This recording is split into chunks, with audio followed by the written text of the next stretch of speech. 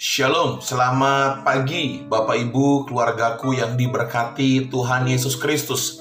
Firman Tuhan pagi ini saya ambil dari kitab Kidung Agung pasal yang kedua, ayatnya yang ke-13. Demikian firman Allah. Pohon ara mulai berbuah, dan bunga pohon anggur semerbak baunya. Bangunlah manisku, jelitaku, marilah. Bapak Ibu, saudara-saudaraku, dari ayat yang tadi saya baca, saya membawa renungan yang berjudul dimiliki dan memiliki. Bapak Ibu, kata bangunlah manisku, jelitaku, marilah, ini adalah sebuah ungkapan, sebuah perasaan yang diungkapkan seseorang yang sedang dimiliki dan memiliki. Salomo memiliki Sulamit, dan Sulamit memiliki Salomo. Perasaan dimiliki dan memiliki ini adalah sebuah perasaan yang sangat penting, sebuah keadaan hati yang sangat penting juga di dalam kehidupan kita sebagai anak-anak Tuhan. Bapak Ibu, keluargaku, gambaran memiliki dan dimiliki ini sangat penting di dalam kehidupan keluarga, bahkan di dalam kehidupan di masyarakat, bahkan juga di pelayanan. Kenapa Bapak Ibu?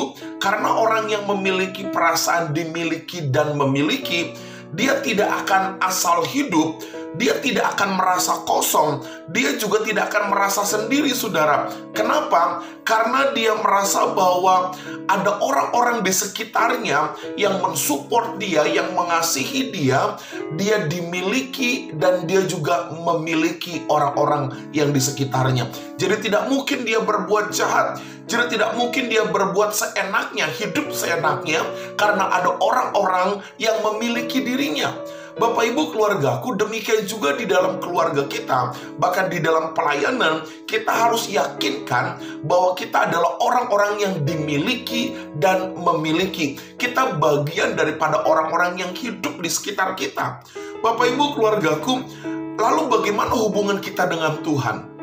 Hubungan kita dengan Tuhan seharusnya sama. Kita harus pastikan bahwa kita memiliki Tuhan, Tuhan memiliki kita. Saya memiliki Allah dan saya dimiliki oleh Allah.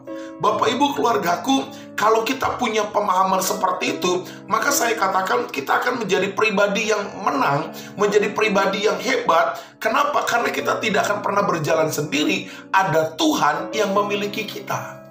Bapak Ibu, keluargaku, pagi ini kita akan belajar bahwa sebagai anak Tuhan, hubunganmu dengan Allah, hubunganmu dengan sesama harus memiliki gambaran, harus memiliki hubungan dimiliki dan memiliki. Nah, pertanyaannya adalah, apa dampaknya kalau kita menyadari bahwa kita dimiliki Kristus dan kita memiliki Kristus? Apa dampaknya?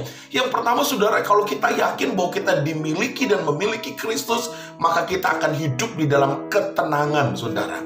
Kenapa saya mengatakan demikian? Sekalipun hidup ada badai, ada cobaan, ada kesulitan, maka ketika kita yakin kita dimiliki Kristus, engkau akan hidup tenang. Rasul Paulus berkata, jika Allah di pihakku, siapa yang dapat melawan aku?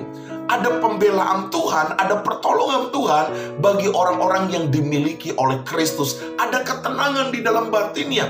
Lalu yang kedua, saudara, apa dampaknya kalau kita dimiliki Kristus? Yang kedua, saudara, kita akan hidup dengan tujuan yang jelas. Banyak orang hidup tetapi tidak punya tujuan. Mereka seperti air di daun talas. Mereka tidak peduli dengan orang-orang sekitar. Mereka tidak peduli dengan keadaan. Mereka tidak peduli dengan masa depan. Yang mereka pikirkan adalah yang penting hari ini saya suka dan saya lakukan. Orang-orang seperti ini adalah orang-orang yang berbahaya. Kenapa, saudara? Karena mereka akan melakukan apa saja, menghalalkan segala cara. Yang penting mereka suka. Bapak Ibu, kalau mereka dimiliki Kristus, kalau mereka memiliki Kristus, maka mereka akan punya tujuan yang jelas. Yang ketiga, saudara, apa dampaknya kalau kita memiliki dan dimiliki Kristus? Yang ketiga, maka kita tidak akan hidup seenaknya. Bapak Ibu, kita hidup ada aturan. Di gereja ada aturan, di masyarakat ada aturan, bahkan di dalam keluarga ada aturan.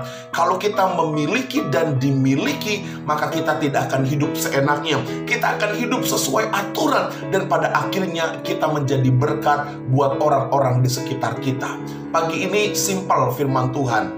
Yakinkan dirimu bahwa engkau memiliki Kristus dan engkau dimiliki oleh Kristus. Dengan orang-orang di sekitar kita, yakinkan dirimu bahwa engkau dimiliki orang-orang di sekitar kita, bahkan engkau memiliki orang itu. Terpujilah nama Tuhan, jadilah berkat dimanapun kita berada. Shalom, Tuhan memberkati kita semua.